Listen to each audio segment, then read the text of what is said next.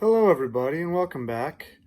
I just want to do a quick video today about the special The Witnesses from Oxygen Channel.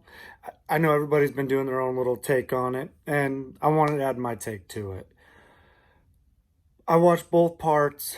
They were heart-wrenching.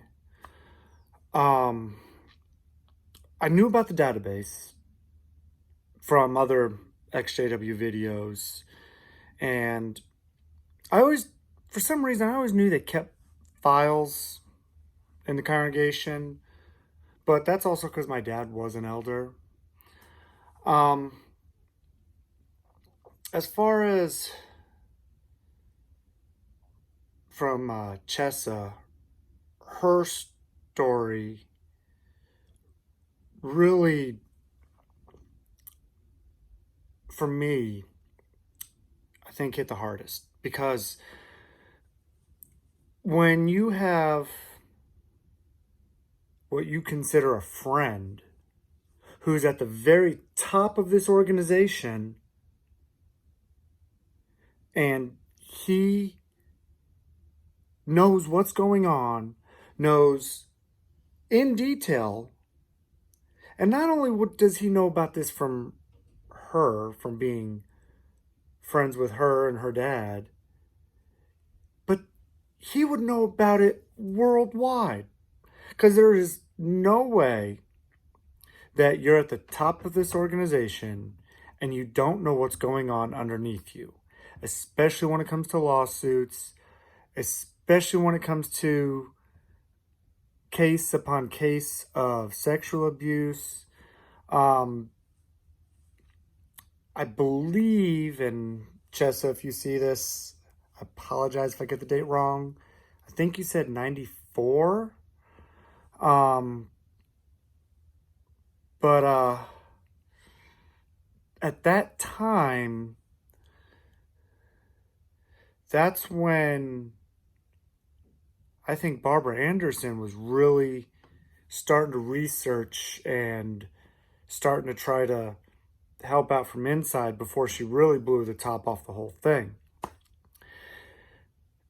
So the organization knew, isn't the point. They knew it was going on. And I was just watching Kim and Mikey's take on it earlier.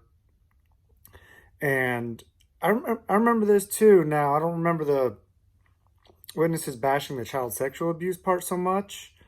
But they were always bashing the Catholics for one thing or another. They were like almost like the worst religion to be when we were growing up. Because, I mean, in the 90s, I was just a kid, you know, teenager, you know. So, as far as knowing exactly what's going on, I have an awareness, especially because my dad was an elder, and also now looking back and talking about things with him later on in life. I want to address something too, because what I find interesting is, the organization always says, they're taking care of the problem and yada yada yada. Now, I can't speak for my wife. It's not my business. But what I will say is she was a victim as well. And I'm pretty sure I've mentioned this on my channel before. But an interesting thing is when her case was found out, the guy that had been abusing her was on TV, and then she told her parents as a result of that. So that's how her parents came to find out. Now, all said and done, they do what they do with the guy. I don't really know what happened to him. But I remember my father-in-law, who's still in, told me that because of her case, the society updated its policies. Now, whether that's true or not, we're looking at the year at this time, I think it was around 97, 98, when they came out with the updated policy. I won't say new because they don't really give a new policy on this. Updated policy. And, you know, it was like, well, this happened to all these people, but we got this new updated policy and everything's going to be better now. Well, obviously we see that's a little crock. But yeah, so now that I've seen that special, I was thinking, I'm like, you know what? It wasn't just her case. Between Chessa and Sarah and the other ladies, I'm sorry I can't remember your name. If you see this video, I apologize. And I only remember Sarah because she was mentioned in another video I was watching as well. So I apologize to the other ladies. But I see now that it's a culmination of a lot of cases coming to light at that time and why this was happening. So I remember it used to make me feel good that, oh yeah, it was her case that, you know, changed how things were done. It's not true. Also, I wanted to touch on something else. They talk about in the video about, not in the video, on the documentary, The Witnesses, about parents who kick their children out, and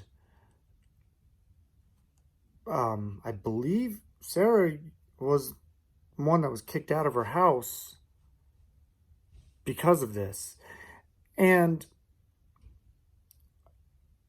I wanted to touch on this a little bit because I will say not every parent does this. The ones that do are complete motherfucking assholes. You have no love for your children. You have no natural affection whatsoever. How dare you raise that child to kick them out if they come forward to you with anything that serious when they need your help the most. I'm sorry, I have no tolerance for that bullshit. Even when I was still in the cult, still believing it, one thing I always told my wife, I said, if anybody ever touches my children, I said, first and foremost, I'm going to go beat the living hell out of them, and then I'm going to call the police. And I'm going to hold them there for the police. And I'm going to hold my hands out. Go ahead, arrest me. I would go to jail for that shit in a heartbeat and feel no remorse whatsoever. Now, back to what I was saying. When I was about 13 years old, my older brother got disfellowshipped. And he stayed in the house with us, as I recall. And I remember him living with us, being disfellowshipped, the whole 9 yards. Now, what I didn't know until not too long ago, talking with my dad. Of course, my parents are out. If you watch my bio video, you'll know that. But what my dad told me was he wasn't going to kick my brother out. On top of that, he was being pressured by the elders in the hall to kick him out.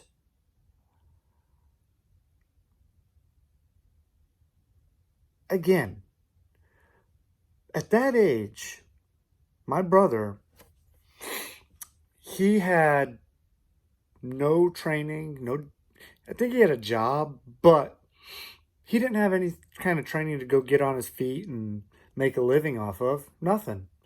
He was a kid, living at home, doing kid things. And thing was, when he got this fellowship, he was the whistleblower on everything. And yet he still gets the fellowship. But that's how this organization is. You're the one who's in the right, So we're going to punish you. Now, if there's any current Jehovah's Witnesses watching my videos at all, by any chance, ask yourselves, how is this a loving organization when they do this to their own children?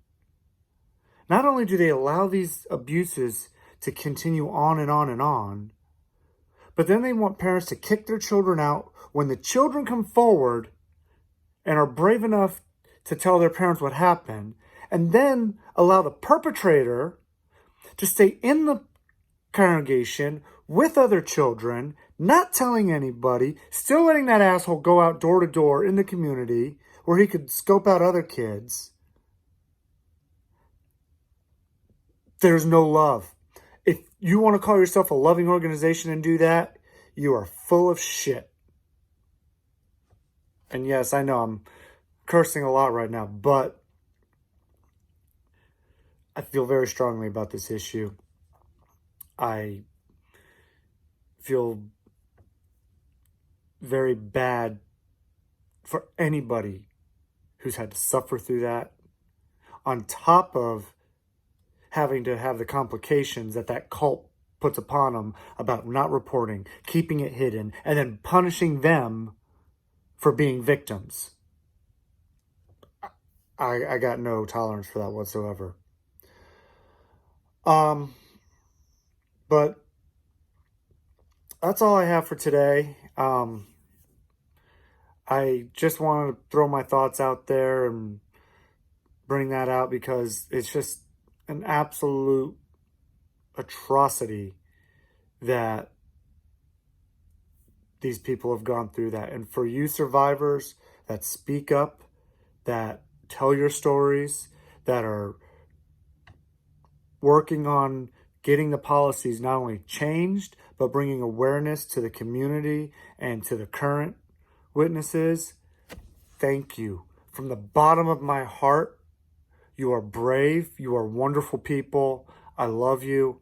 And I am with you 100%. Please keep up the good work. Please help keep bring awareness. I will do what I can do as well. Thank you again, everybody, for watching. And I hope you're all having a wonderful day. Bye.